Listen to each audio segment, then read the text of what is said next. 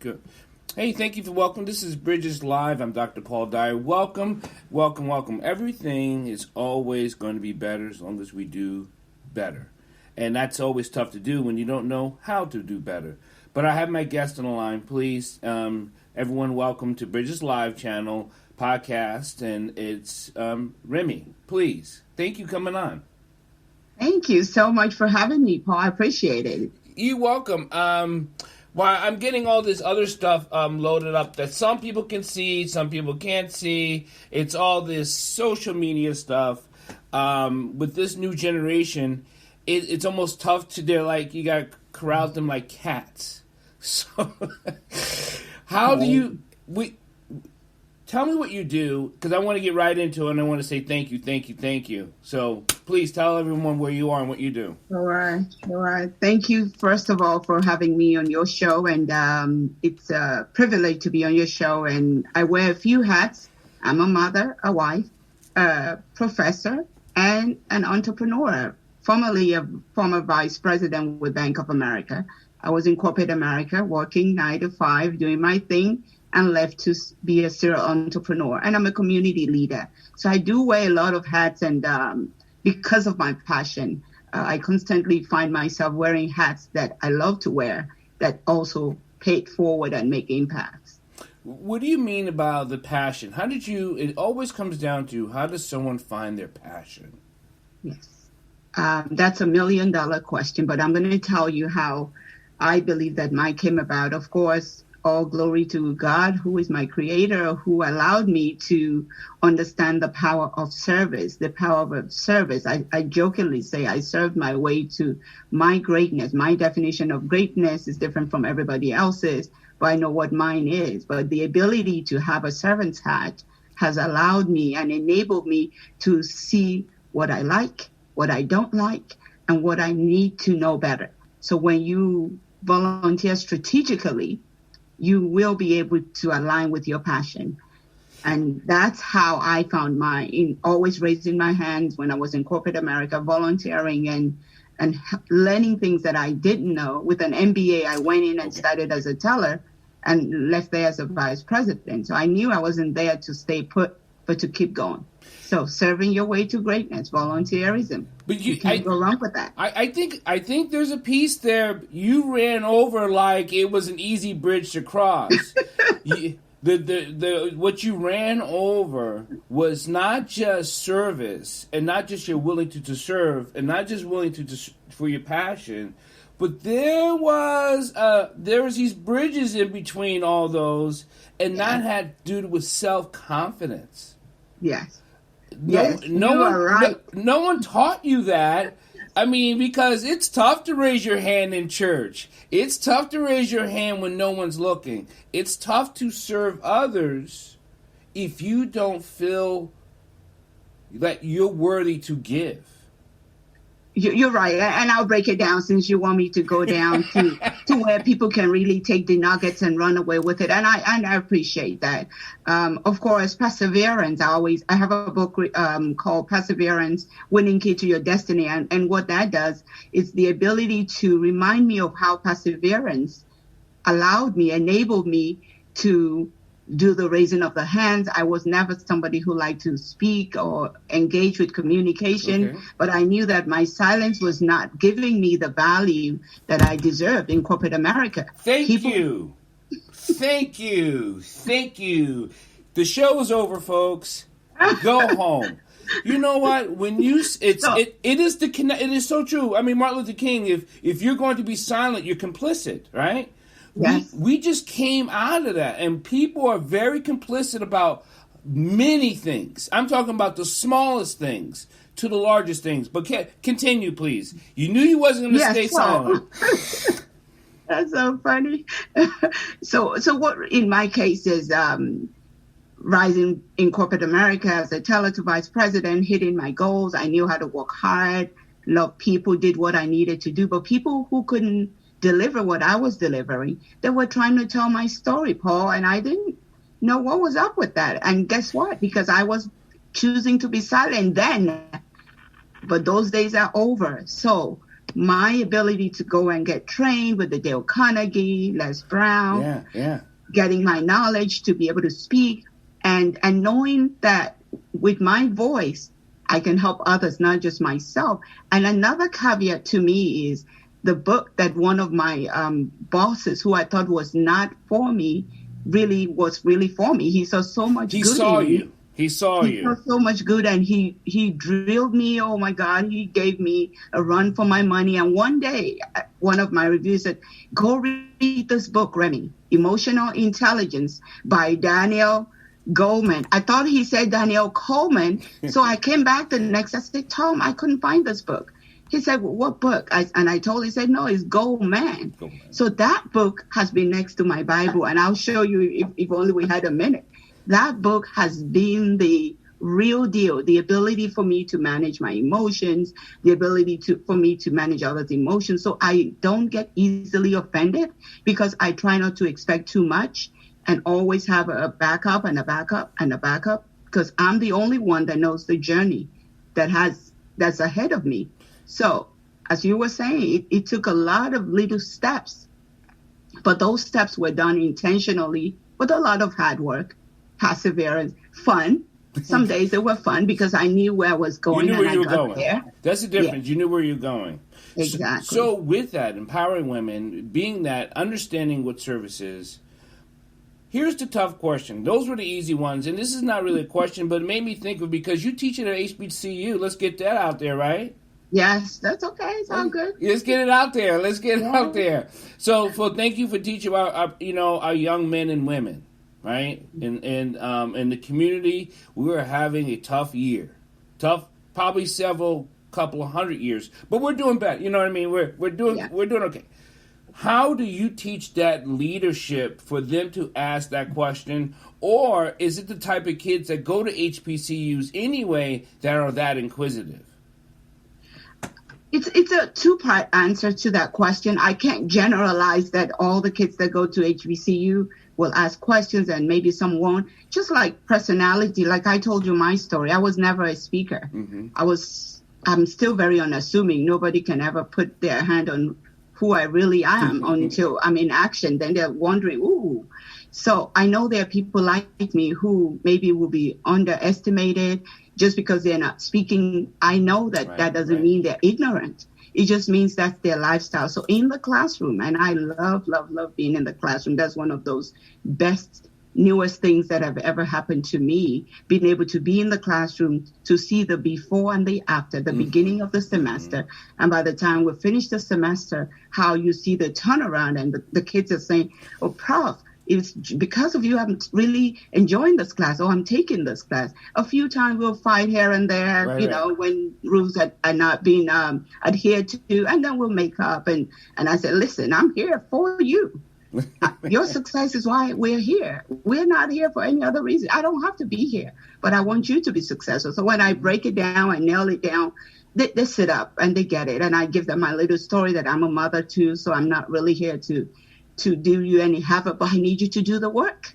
Mm-hmm. WRK, you got to do the work, not the talk. You can have all the stories and excuses, but please do the work. So eventually they come around and they give me reasons why sometimes when they're shacking their responsibilities, and sometimes they're legitimate. Some people have issues in the family. So many things are happening to them. So, but I still tell them, look, you won't always have someone who have listening ears. Sometimes people go by the books. So you still need to fess up to your responsibility as an individual. So I think leadership is not just something you teach, you exemplify, you act it, and you let people know what you're doing and letting them know that you understand. But there's a line you draw where you really say, okay, now what you need to do is what you need to do. We're here, with working with the Black community, and it's a different community than most, or than many. I have been talking about the trauma that lies within the African American person, human being. If you have not a minute to go in to get help, seeking help, going to get professional help, going to talk to somebody, to get checked out, to learn to whatever it is, right? But get checked out. Yeah. Do you think that trauma is what really holds these young people and adults so closed? The drama, I mean, the trauma that people go through can be a caveat for closeness. It can also be a caveat for being so far apart and not being one accord. But one thing I want to say is that ability to pray to your higher supreme being, because you can't do it alone. You it's cannot not be a by work yourself. You're right. that you can call your mother, your father, your auntie to solve. Some days they don't even have the answers to their problems. So it's going to have to be somebody bigger than us. But having said that, you have to be intentional. Right. Do your part. Right. Prayer without works is really like nothing. So being able to know that you will do your part of that journey, finding out what are those issues and identifying with the problems you see that you have. Like in my case, I knew speaking was something that I had phobia with. I know you might say speaking is not in line with this, but that was what really gave me my comfort. That's where I got my confidence, when I realized that, guess what? This is something I don't like to do and I'm afraid to do. I began to find help rather than hating on people who are eloquent speakers and talking when they want to talk in meetings and I'm being silent. So same thing for those who are listening to us, especially our young leaders. When there are needs, when you have situations, don't assume anybody can read your minds. And for all the elders out there, the older people, let's come to the level of the young ones. We always assume we have all the answers, even before they ask the questions. And I think that's where us as elders failed them. Yes. I think we missed it. And I talked to a group of men too, and we talk about a black man conversation called Black Coffee. And we talk about mentoring in the different organizations I belong. We talk about mentoring young men and women. But first we have to admit we blew it. We missed it. Yes, and we could have done better. We could have done better, and very few of us did a lot, and very many did very little. So, and that's been the result of a lot of things. Black on black crime. Yeah, I think that's the result of black on black crime. Yeah, there's a disconnect when people don't know the directions, when people don't truly have a real shoulder to lean on. Who really mean when they say go, they mean go, and come when they mean come, then it gets confusing. So at the end of the day, your word should be your bond to anyone. So as they see you giving your word, they also will know that, okay, if you say, okay, Prof, I'm giving you a second chance. This is due now. I've given you a second chance. You're not going to get a third chance. It's not going to be happening. So once you give the when you set the stage and you let people know where the line is drawn, they will fess up to it. Let me ask you this, Remi. With the young leaders of tomorrow or as of today, will they run for a political party that is driven by community or by profit? I would say that because I do mentor some finest young people locally and globally, I would say that it will be by community to a greater extent because they like this balance of social enterprise. I wouldn't say purely profit. Sometimes we say, oh, they like money and all of that. But when you really get deep to what they like, it's community. It's not just the money. They like the community, but they want profit from that engagement. They don't want to just live all their life just working and building charity when they haven't put food on the table. But I would say that the community will be the driver because they want to see the good for all. Even some people argue with me and say that can't be true. It is true. I know that everybody What's loves the money. argument? What's the argument? I mean, you must get pushback for that statement. So what is that? What is the argument? It's usually that, with the way this, I don't like to repeat things that I know that are not positive because these are I love these young people to the fact that I want to only say positive things that will elevate them. Remi, and I'm going to get you. I believe you. I trust, and I do too. But often, I don't think people know that there's an argument out there. So what is that? What are those words? It's not your words. You're not giving creed to the words. Right. But some people don't even know that there are words. Right. There's such words as, oh, they like money and all of that. Nothing, that maybe sometimes they say, oh, they only think about themselves.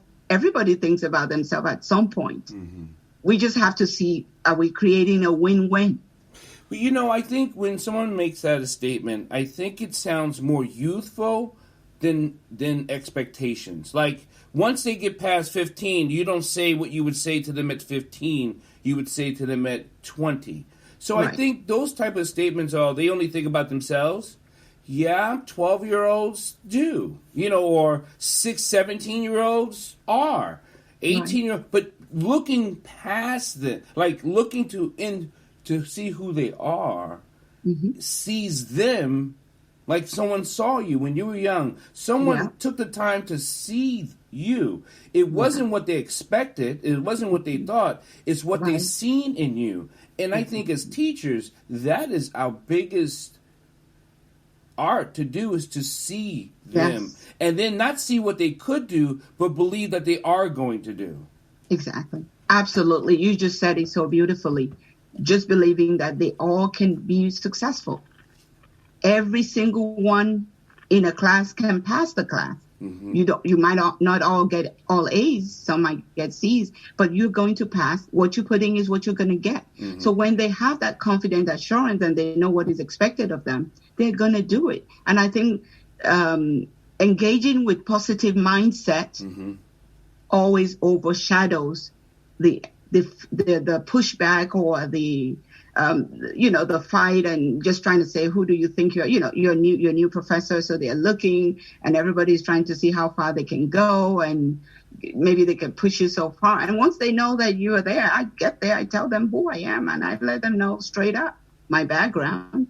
I'm a mother and I tell them the ages of the kids. I set the stage right there so that we know we're here to play ball to win. And your success is why I'm here. And everything else just falls in place like that. So being intentional about what you communicate and engaging with positive mindset most of the time will get you what you expect, which is the positive results. Remi, I'm not sure if anyone's asked you this, and I wouldn't know, and I'm going to ask you. But I want to check off a couple of things. You're a black woman, check. Check. You're educated, check. You're an entrepreneur, check. You're politically informed, check. Wait a minute, and you teach at an HBCU school, check. What office are we getting you in to go run for? Okay, so don't go there. Absolutely. Let's go celebrate the president tomorrow. No. Here it is. Look at that political speak. Check. Nice deflection. So, what are you thinking, and where are you going to go? A lot is happening, and I've always been someone with a servant's heart. Locally, globally. So we'll see where that takes me. But clearly speaking... Do you have an idea? No, not at this moment. But clearly speaking, public service is something I'm groomed and ready to do because I have a lot to offer. What if someone got you into and said, I think we have a search for you? Would you want to be D.C.? You live in D.C., No, I live in Maryland. You have to be in Maryland. Even perfect. So you're in Maryland, right? You want to stay in your county. You're not moving, so that's easy. We can totally get you on something because I work with a group, and that's what we're looking at. We're actually looking for leaders in the community, black, young, women, powerful, young men, but we need people to go into politics. And it's not so much to hold position, even if it's just to hold a chair to leave it open. Because we need more eyes on, not ears up. Because if we have eyes on, that means we're in. If we have ears up, that means we're listening through the door. So we'd rather have eyes up than ears up. You just hit on why it's important for no one to ever rule out that you can raise your hand to be in public service. That's right. It's a service, and there's never anything stopping anyone. But you will be the first to know when specificities are being arrived at. Remi, I'd like to say thank you so much. Anything out there for the next leaders and developers of our next generation? Just to say that these young leaders are looking for shoulders to lean on. They need us to be more listeners and just to make them collaborative and not just telling them all the time what to do. Of course, we know more, but they know some things too, and just leveraging with them. They teach me a lot of technology. I was never a techie person. Not that I'm still techie, but at least I can get by and do some things. So just battle what they have with what you have and let them see you as, I don't want to necessarily say equal, because with the culture of elder and younger, just see them as a partner. That's the word I'm looking for. That is important to you and that you are important to. When you do that, they will do anything for you, honestly. They will go the extra miles all the time.